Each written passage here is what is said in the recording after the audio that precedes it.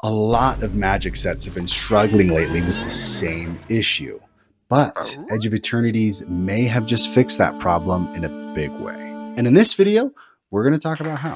Plus, I'll tell you what my picks are for top commanders and best cards for the 99 from this set. Let's review EOE.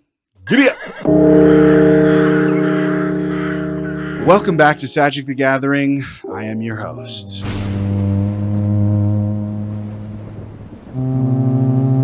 And today we are going to review Edge of Eternities, but first we need to talk about hat sets. A hat set is basically a set where the MTG characters you know and love, can you stop moving for just a second? The bouncing. We talked about this, man. Yeah, they hate it. They can't read. Calm down. Thank you. Stay still, please.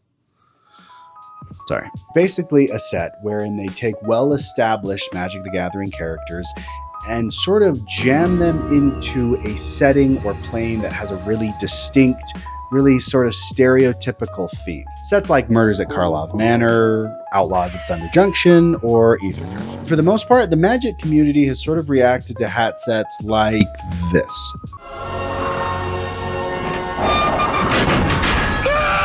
But with Edge of Eternities, has Wizards sort of figured out how to go to a place that has very heavy themes without it feeling gimmicky or forced?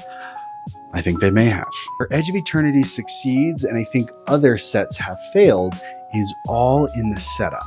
Let me explain. Karlov, Thunder Junction, and Aetherdrift all took well-established Magic characters and sort of placed them into mismatched, odd themes. Ravnica is suddenly flooded with fedoras and magnifying glasses. You have Rakdos, Marchesa, and Oko all wearing Stetsons, and Chandra's on a motorcycle. Every new set announcement has started to just feel like...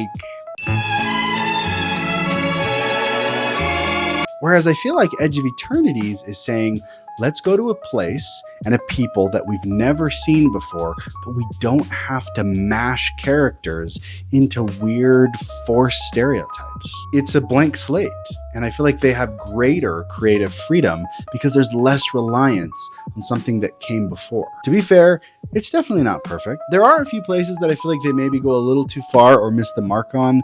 Like, I think there's like an Among Us card, maybe? I don't know. But this set is ultimately about exploring the blind eternities and seeing how magic and technology and society exists in this sort of vacuum of in-between places. And I think they kind of nailed it. I still don't think that we've reached the sci-fi fantasy heights set by Kamigawa and Neon Dynasty, but this is a step in the right direction. It feels like totally fresh ground while still peppering in things that make a lot of sense for Magic. Space opera is definitely a pretty bold place to go for a high fantasy game, and it may not be for everyone. But if sci-fi is sort of the inevitable next place to go with in-universe sets, I hope they continue to look like this, because it's good. But can we please just shoot loot out of the airlock and into the vacuum of space, please? Okay, let's talk about how this set actually plays and see if these new mechanics are up to snuff.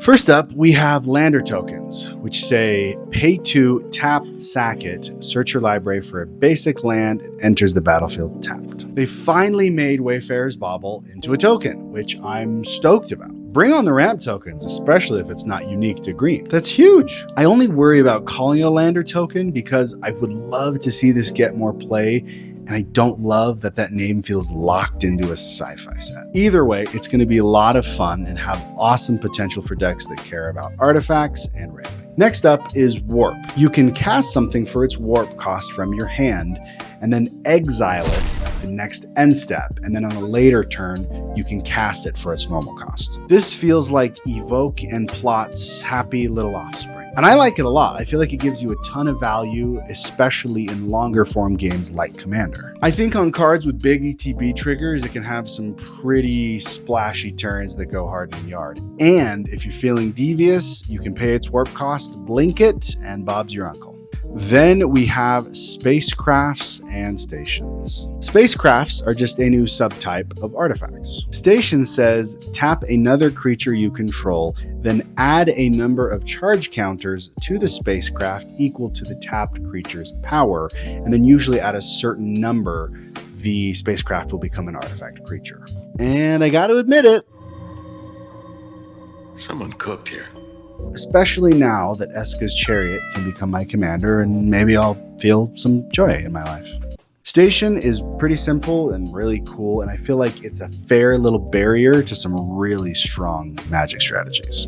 Next is Planet, which is just a new land subtype. We only have a few of them, but they all have Station, and I think it's pretty saucy what some of these things can do once you get up to that Station number. And I feel like it was kind of a fun way to sneak on some strong abilities while keeping things fair and balanced. I doubt we'll see them anytime soon again, but they're cool. Next up is Void, which basically just wants something to leave the battlefield in order to trigger whatever Void is doing. This one feels like the weakest ability here. It sort of feels like a rework of Morbid. Obviously, it can work in Aristocrat decks or with all the land destruction they've got going on in this set. It just kind of feels meh. Now about these Precons. With any Precon, we want to make sure that it hits 4 things. It's got to be strong out of the box. It's got to have a fun strategy. It's got to have good reprints, and it needs to be affordable. And I'm happy to report that these decks do hit all of those things. However, the bar is currently in hell for Magic the Gathering pricing, but it does feel good to just have like a $50 commander deck.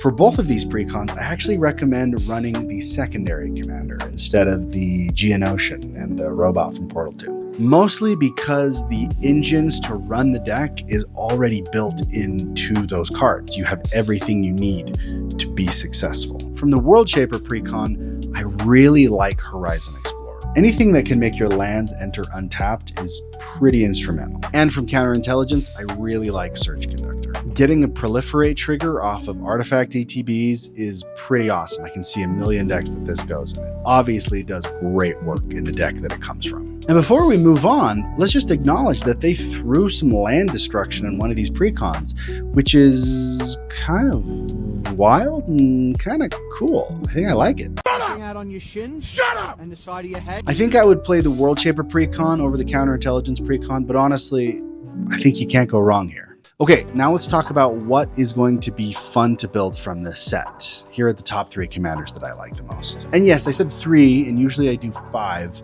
I think with this set, there were only really 3 that spoke to me, and I don't want to suggest something that I'm not willing to build myself, so 3 it is. First up, we have Momenon the Right Hand. I love a good top deck manipulation commander, almost as much as I love watching Magic players mispronounce their cards, and they're gonna slaughter this one. This deck is Artifact Heaven, and parts of it kind of feel like a more fair Urza, but the mana enabler here is so good. Obviously, this deck wants you to play stuff off the top, so we're going to load it up with Scry, Surveil, maybe Sensei's Divining Top, but you can also play stuff from Graveyard or Exile, so Emery's going to do great here, and Adventure cards, or even some of the new Warp stuff will do really well here. Seems like a super fun foundation to build upon. Then we have a commander that gives so much. Holy hell, it's Tanuk Steadfast Second.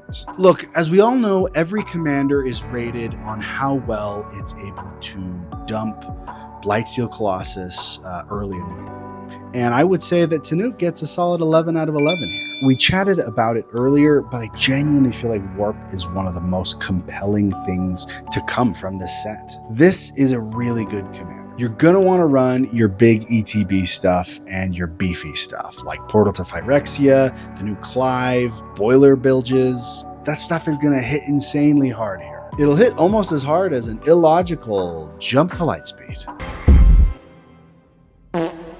Lastly, we've got Hearthhole the World Seed. I mentioned it earlier, but these spacecraft commanders literally have it all. Everything you need to run a successful commander deck is right there. And since it doesn't actually become a creature until you 8+ it, it's going to be way harder for your opponents to target. As a strategy, I think lands in and lands out is really fun if you have enough of an engine to keep pace with losing and gaining lands. Milling and returning lands from the graveyard is another great way to approach this. I think it's going to be super fun, and I love the terramorphing theme.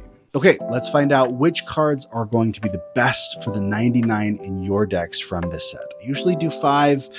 I did 6 because I couldn't narrow it down. There's a lot of good stuff here. And I'm sorry, but it's not going to be this fella or this fella. I swear, the second you guys see an Eldrazi card, it's like, listen, I gave. Or a Sliver card. Listen, I gave. And I kind of don't blame you. Gotta throw out the honorable mentions with the Tango lands and the Bicycle lands. These guys are gonna go everywhere. They're tutorable via their land subtypes. They're gonna become instant staples. It's a huge win for everyone. Okay, for this first card, I want you to imagine with me a deck in which you cast spells. That's all. It's Cosmogrand Zenith. Getting 2 bodies or broadly juicing up your entire board is pretty amazing. And getting to do it on each of your opponent's turns is next level. This is going to do great work pretty much everywhere. I know that Bumbleflower players are foaming at the mouth. Then we've got Starwinder, or as I like to call him, Old Drawbone. This is basically Blue Gnawbone.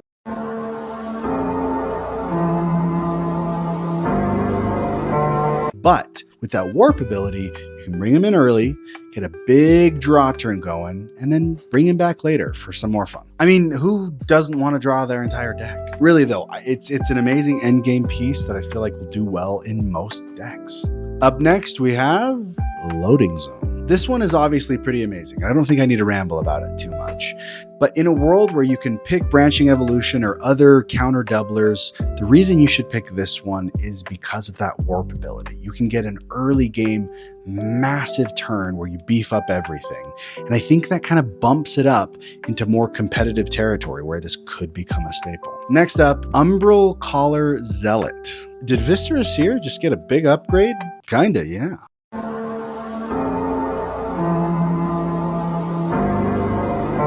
Considering that Viscera Seer pretty much goes everywhere as a cheap sack outlet, this is a card you should really consider running in place or in addition to Viscera Seer. You can now dump creatures or artifacts, and you surveil instead of scry. It's packing a ton of value, and I know it costs 1 more than Viscera Seer, but I think it's worth it. All right, this next one is a board wipe and a game ender in one yucky package. Mutinous Massacre. Man, I love this card. And I know at 7 mana, leaving a spot open for that might feel hard, but I feel like where you run this, you will win games with it. And I especially like it because it has modality. Kind of. Make them regret making fun of you for running Rakdos in the first place. And finally, come on down, guys.